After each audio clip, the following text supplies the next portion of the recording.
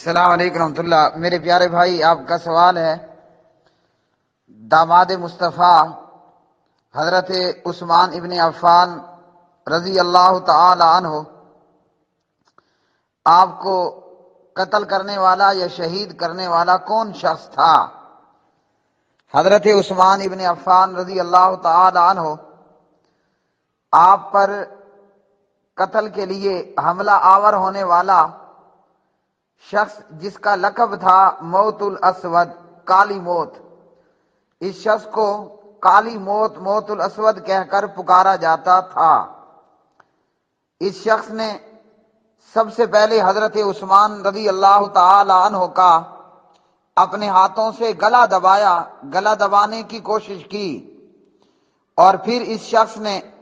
حضرت عثمان رضی اللہ تعالی عنہ پر تلوار سے وار کیا، اور حضرت عثمان رضی اللہ تعالی عنہ اپنے سامنے قرآن مجید کھولے روزے کی حالت میں کتاب اللہ کی، کلام اللہ کی تلاوت فرما رہے تھے۔ جب یہ موت الاسود، کالی موت نامے یہ شخص جس کا لقب یا جس کو پکارا جاتا تھا کالی موت، اس شخص نے حضرت عثمان ابن عفان رضی اللہ تعالی عنہ کا گلا دبایا اور اپنی تلوار سے حضرت عثمان رضی اللہ تعالی عنہ پر حملہ کیا۔ حضرت عثمان رضی اللہ تعالی عنہ نے اپنا ہاتھ آگے کر کے تلوار کے اس وار کو روکا، جس سے داماد مصطفیٰ حضرت عثمان ابن عفان رضی اللہ تعالی عنہ کا ہاتھ کٹ گیا۔ حضرت عثمان رضی اللہ تعالی عنہ اس موقع پر فرمانے لگے، اللہ کی قسم، یہ پہلی ہتھیلی تھی جس نے مفصل صورتوں کو لکھا تھا، یعنی اسی ہتھیلی نے قرآن پاک کی صورتوں کو لکھا۔ حضرت عثمان رضی اللہ تعالی عنہ وہ پہلے کاتب وحی تھے جنہوں نے پیارے نبی صلی اللہ علیہ وسلم کے حکم سے قرآن مجید کی کتابت کی، قرآن پاک کو لکھا، اور حضرت عثمان رضی اللہ تعالی عنہ کو اس شخص نے قرآن مجید کے عین سامنے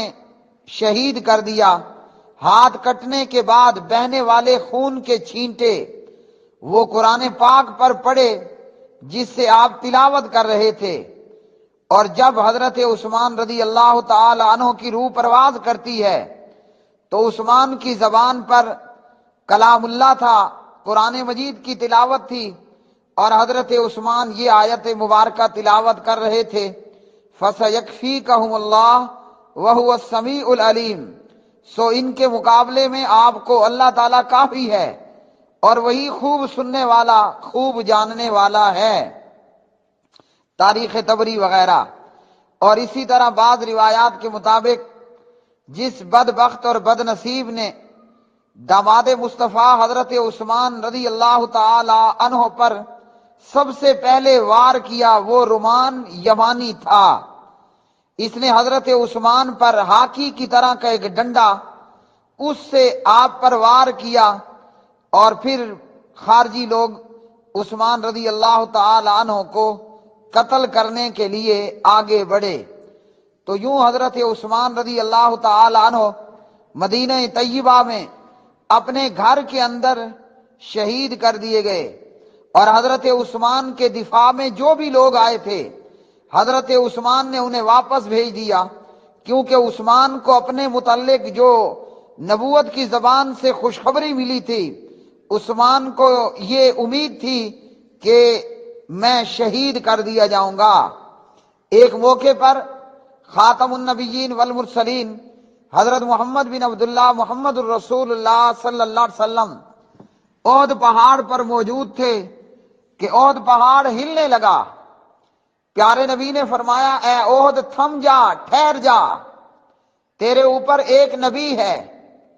تیرے اوپر ایک نبی ہے، اور ایک صدیق ہے، اور دو شہید ہیں۔ اس موقع پر پیارے نبی علیہ الصلوۃ والسلام کے ساتھ احد پہاڑ کے اوپر حضرت ابوبکر صدیق اکبر رضی اللہ تعالی عنہ تھے، اور پیارے نبی کے ساتھ اس موقع پر احد پہاڑ کے اوپر حضرت عمر ابن خطاب رضی اللہ تعالی عنہ تھے اور آپ کے ساتھ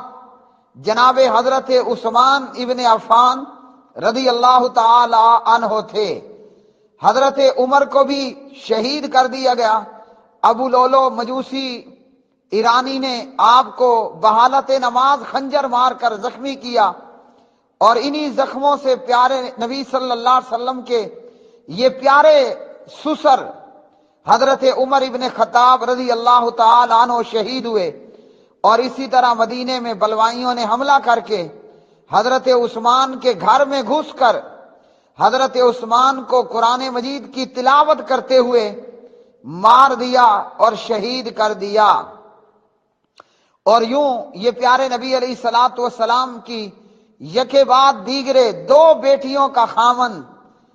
پیارے نبی کے شہر مدینہ طیبہ میں شہید کیا گیا، اور پھر بقیع قبرستان کے اندر دفن کیا گیا۔ اللہ تعالیٰ عثمان سے راضی ہوا اور عثمان اپنے پروردگار سے راضی ہوا۔